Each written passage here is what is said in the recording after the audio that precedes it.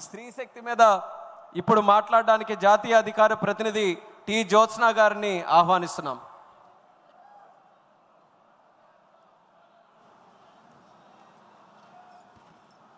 అందరికీ నమస్కారం. స్త్రీ శక్తి అనేటువంటిది ఒక పదం కాదు.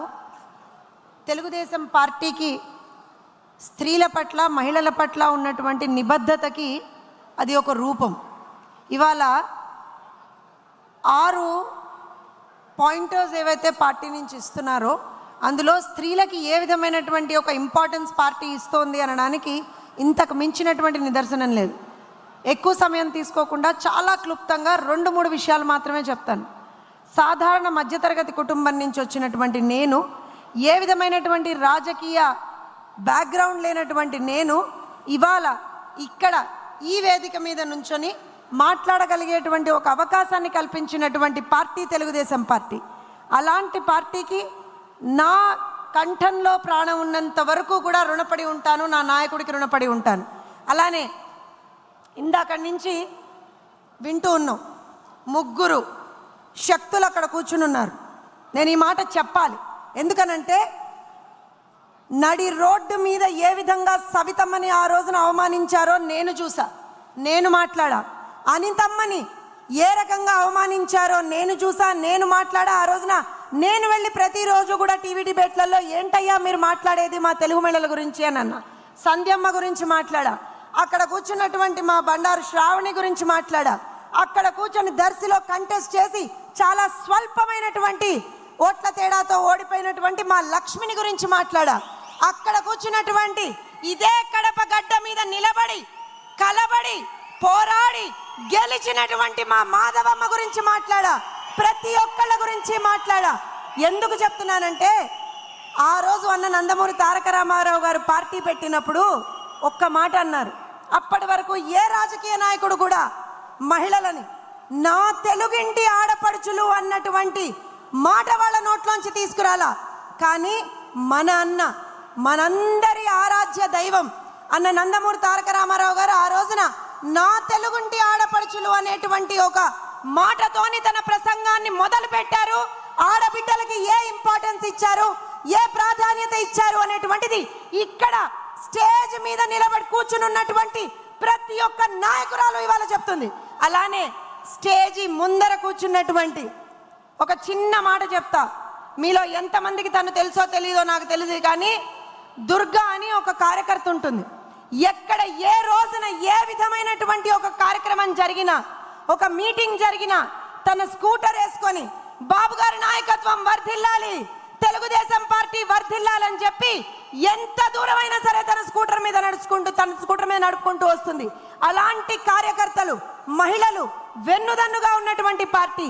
ఎందుకనంటే ఈ పార్టీ పుట్టింది మహిళా సాధికారత కోసం. ఇవాళ చాలా పార్టీలు మాట్లాడతాయి స్త్రీ శక్తి గురించి, చాలా పార్టీలు మాట్లాడతాయి విమెన్ ఎంపవర్మెంట్ గురించి, కానీ మనస వాచ కర్మణ దాన్ని చేసి చూపించినటువంటి పార్టీ తెలుగుదేశం పార్టీ. ఇవాళ దాన్ని ఇక్కడ మీ సమక్షంలో ఇక్కడ ఉన్నటువంటి ప్రతి ఒక్క మహిళా నాయకురాలు ఒక నిదర్శనంగా ఇక్కడ కూర్చున్నారు. ఒక్క మాట చెప్తానండి, ఈ ఒక్క మాట చెప్పి ముగిస్తాను, ఎందుకంటే పెద్దలు చాలామంది చాలా విషయాలు మాట్లాడారు. ఆ రోజు అన్న నందమూరి తారక రామారావు గారు స్త్రీ శక్తికి ఒక పునాది వేశారు. ఆ పునాది వేసిన దాన్ని ఒక బ్రహ్మాండమైనటువంటి నిర్మాణంగా చేసి ఇవాల్టి రోజున భవిష్యత్తు కోసం ముందరికి తీసుకెళ్తున్నటువంటి పార్టీ తెలుగుదేశం పార్టీ, తీసుకెళ్తున్నటువంటి నాయకుడు నారా చంద్రబాబు నాయుడు గారు ఇవాళ మహిళల్ని ముందంజలో పెట్టి పార్టీని ముందరికి నడిపించాలి అనేటువంటి ఒక ఆలోచనతో అవకాశాలు కల్పిస్తున్నటువంటి నాయకుడు నారా లోకేష్ గారు. ఒక మాట, మనందరి మాట, మహిళలు ఎప్పుడూ కూడా తెలుగుదేశం పార్టీతో ఉన్నారు. మహిళల విద్య అయినా, మహిళా వైద్యం అయినా, మహిళలకు సంబంధించినటువంటి రాజకీయ అభివృద్ధి అయినా, మహిళలకు సంబంధించినటువంటి ఏ విధమైనటువంటి సాధికారత అయినా చేసి చూపించినటువంటి పార్టీ తెలుగుదేశం పార్టీ. రాబోయే రోజుల్లో కూడా చేయగలిగేటువంటి పార్టీ తెలుగుదేశం పార్టీ మాత్రమే. ఇక్కడ ఒక చిన్న విన్నపం జాతీయ పార్టీ అధ్యక్షుల వారికి.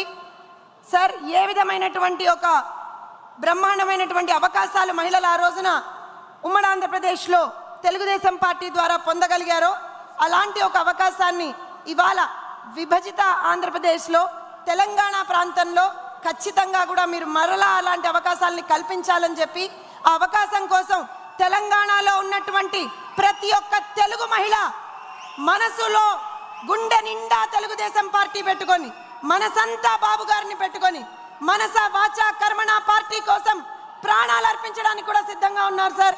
దయచేసి తెలుగు మహిళల్ని గుర్తిస్తూ అక్కడ కూడా ఏదో విధమైనటువంటి ఒక ప్రాసెస్ స్టార్ట్ చేస్తే బాగుంటుంది అనేటువంటి ఆలోచన కార్యకర్తలు సార్, మహిళా కార్యకర్తలు సార్.